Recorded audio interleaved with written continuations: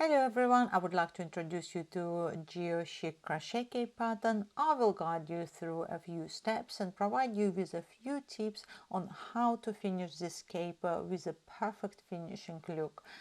First of all, you will have to create a swatch sample. This cape has been crocheted by using ferrule crochet work technique traditionally used in knitting, but it can also adapt for crochet work.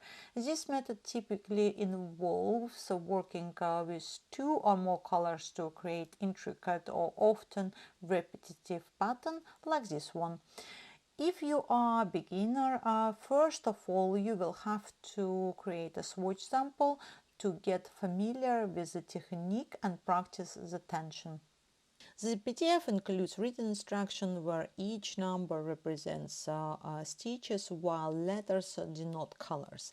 L for light and D for dark shades. You can also refer to the square chart if needed. For example, at the top of the page, R55 means row 55, C124 means 104 crochet stitches per row, L4 indicates crochet 4 stitches in light, and D3 indicates crochet 3 stitches in dark, and so on.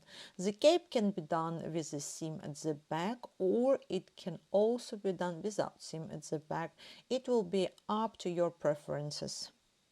In this design, you will only work with two colors in a single row, except when you work on the stripes at the beginning and the end of each piece.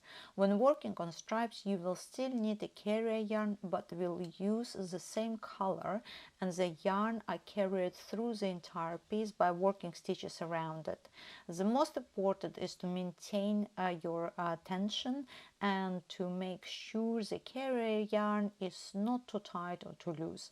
When working on stripes a single color per row, the best would be for you to switch carrier yarn and a working yarn while working on that row. To start, fasten the one string of yarn. This will be the carrier yarn. Even though you work only with one color, you still need to have a carrier yarn using the same color to achieve the same thickness. The stitches are worked around the carrier yarn always.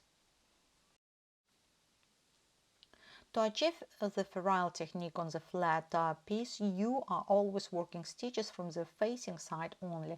Therefore, you will always have to start your work from the right to left if you are right-handed, and from the left to right if you are left-handed. Throughout all pieces, you will have to work a back loop single crochet US or back loop double crochet UK from the facing side only. That means at the end of each row, you will have to cut the yarn and start from the same place as your previous row. Also, you have to determine if you would like to have fringes on the sides. If you wish to have fringes, you may keep the yarn tail longer, and with no fringes, keep the yarn tail that would be preferable to create double knots or comfortable to work with, approximately 5 to 7 centimeters. Don't cut the tail while you're working on the piece. That should be done at the end, as your double knots can become loose during the work. Before I start each row, I usually twist yarn anti-clockwise, because when I change my colors, I twist yarn clockwise. The number of twists usually depends on how many colors changes happens in that row. For example, if I have 30 changes, then I will twist yarn approximately 15 times. This way I do not have to untwist the yarn while working on that row. Move all the twists and also move them during the work when necessary. And of course, when the row is completed, you will have to untangle the rest of the yarn and start again. When you are working with two colors, fasten the contrasting yarn first. This will be your carrier yarn for a few stitches. Make sure the yarn you carry is not too loose or tight. Insert your hook into the back loop only, pull once, chain one, and insert the hook into the same loop and pull once. In this row I have to work 2 light stitches, but if you have to work only 1 light stitch and after dark, then you have to change color while you have 2 loops on the hook before you start your second stitch. In my case I have 2 light stitches. I will complete the first and start the second.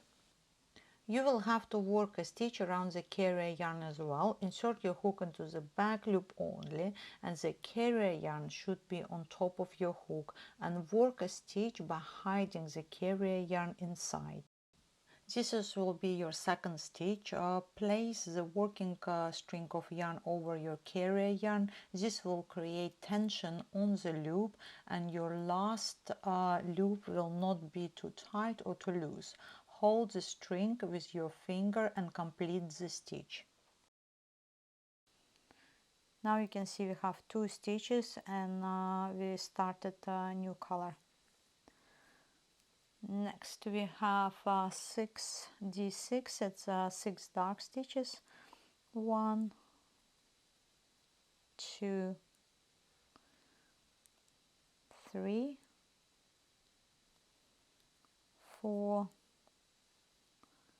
5 and 6. Before you complete your 6th stitch, hold your light stitch, pull your carrier yarn to make tight. In this way it's not too tight, and you could also stretch a bit to make sure it's not too tight or too loose. And now we're going to place dark color over the light color, create a tension and pull a loop. Next we have 1 into back loop, pull once.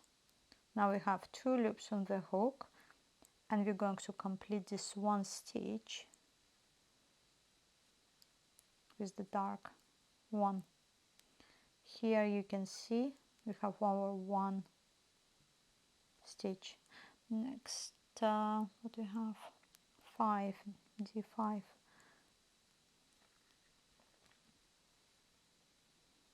1, 2, 3,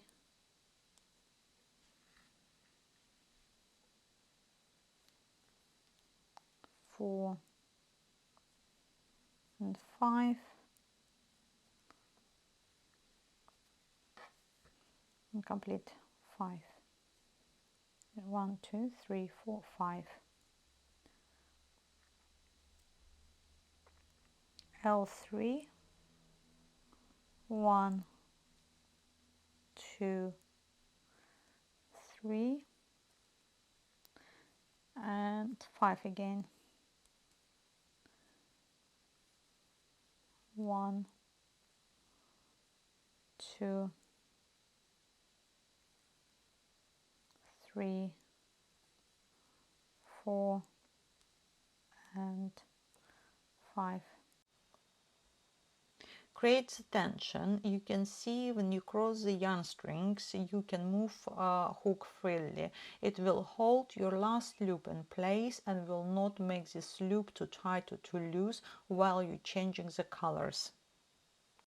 Continue working stitches in a similar way, and next we are going to look at how to create a beautiful edge to hide all the knots.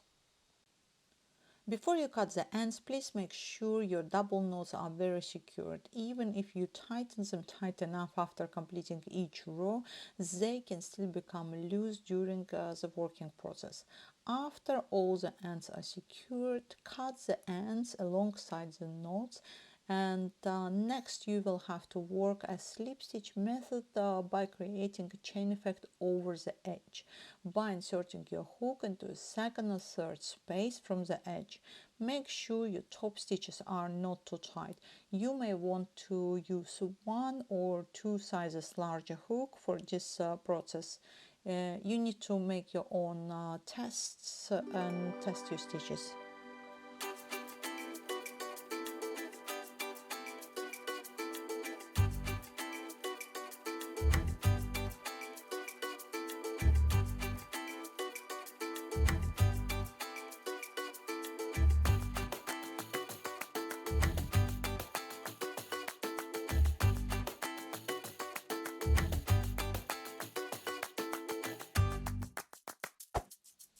Next, I will show you how to achieve this border. This border consists of 2 rows of dark colors, 1 light, 4 dark, 1 light, and 2 dark. The stitches are working to the back loop only, but without the carrier yarn. After completing 10 rows, you will have to fold this border in half to hide the edge and knots and connect the border edge at the back by attaching it to the back of your chain stitches. Also, if you prefer your border to be wider, please make your own adjustments. The most crucial part in this process is the seam, and the border can't be too tight. It should have flexibility in its construction.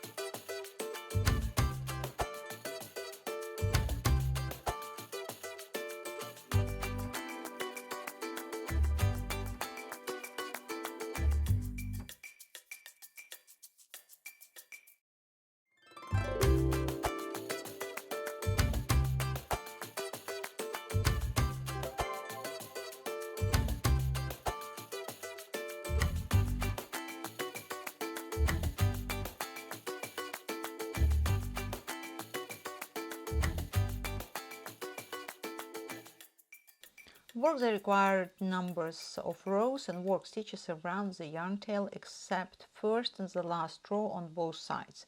The first row keeps the yarn tail that could be used to join the bottom of the edge, and the last row keeps the yarn tail as long as it's comfortable to work with the tapestry needle by seaming the edge. Seam the edge from the wrong side of your fabric by using tapestry needle, and once again make sure your stitches are not too tight.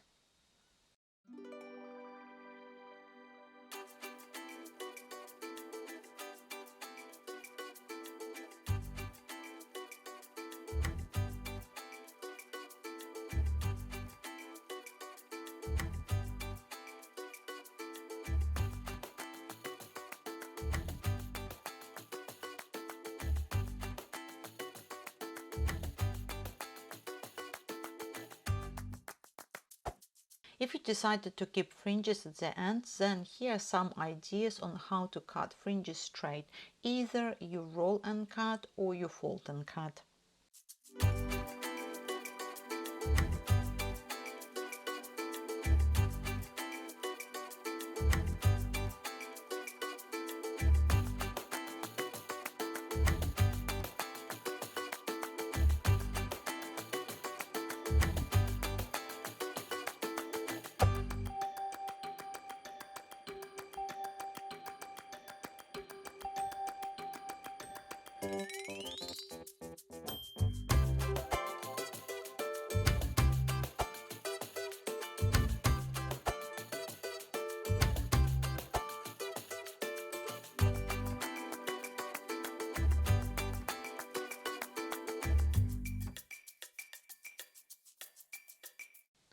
If you decided to keep the seam at the back, then you will have to seam the pieces first. After that, fold the edge apart and use the low heat steam to keep them flat. Crochet a seam cover by using the same technique as the edges, and after that attach the seam cover with needles to keep it in the right place, and using the tapestry needle and join the cover by catching the back loop of the stitch to make sure the stitches are invisible on the facing side.